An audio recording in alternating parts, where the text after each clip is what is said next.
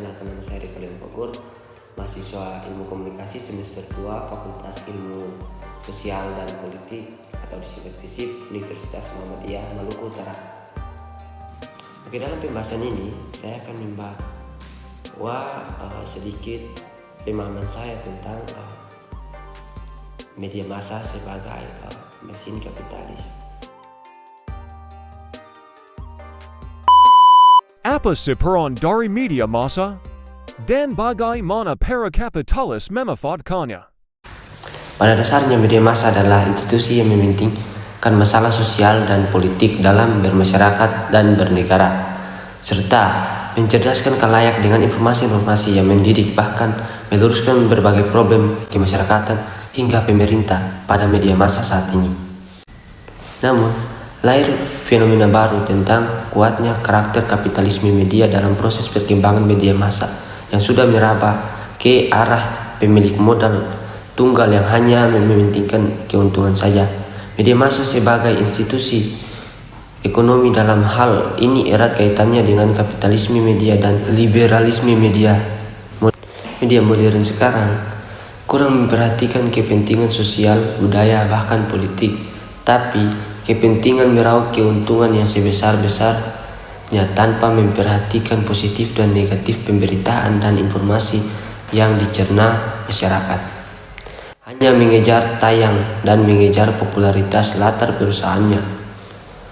Dalam jurnal ilmiah hukum Lex Spirta 2007, media massa sebagai mesin kapitalis adalah realitas kontemporer saat ini, di mana media massa dikendalikan oleh ideologi kapitalisme yang egois, tidak mementingkan idealisme media. Antara ideologi kebenaran dan ideologi pragmatisme selalu bertarung di dunia media saat ini. Media massa berkepentingan untuk mengembangkan dan atau memperkuat industrinya. Kenyataannya, cara yang digunakan untuk memperkuat industri media adalah dengan menerapkan cara kapitalis alias ideologi kapitalis. Itulah yang dikatakan Lex Spirta dalam jurnal ideologi. Fenomena kapitalisme di tanah air kita dapat dilihat dari beberapa kasus sebagai berikut. Pertama, di Indonesia, konglomerasi juga menggejala. Beberapa media tergabung dalam satu holding company. RCTI, MNC TV, dan Global TV merupakan televisi dengan pemilik dan saham yang sama. Di dunia media massa, cetak Kompas memiliki sekian media massa yang tergabung dalam kelompok Kompas Gramedia KKG. Jawa Post juga melakukan hal tersebut dengan Jawa Post Group-nya dan demikian pula dengan Tempo. Kedua, MNC memiliki beberapa anak perusahaan, yaitu Sindo, RCTI, MNC TV, dan Global TV. Setiap divisi dari MNC tersebut memiliki peran, karakter, dan audiensnya masing-masing, tetapi memiliki satu tujuan yang sama, yaitu mendapatkan keuntungan finansial bagi perusahaan induknya yang tentu saja hanya dimiliki oleh beberapa orang semata-mata. Ini sesuai dengan pendapat O'Sullivan yang menyatakan bahwa pencarian keuntungan adalah yang melandasi apapun yang diproduksi oleh media. Yang pertama, mendapat surplus dari pencapaian ekonominya. Yang kedua, ideologi yang digunakannya mendukung kapitalisme media. Dari beberapa fenomena kapitalisme media massa di Indonesia telah terjadi integrasi horizontal dan integrasi vertikal.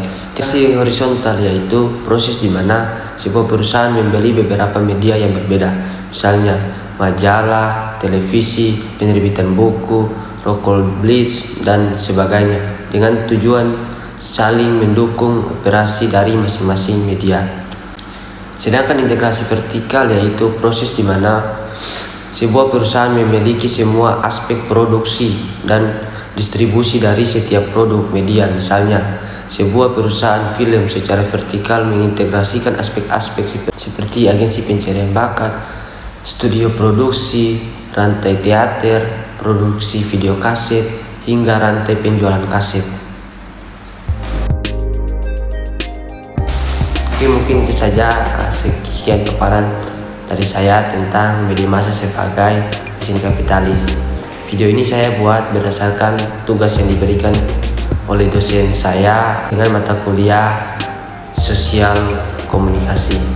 Sekian dan terima kasih. Wassalamualaikum warahmatullahi wabarakatuh.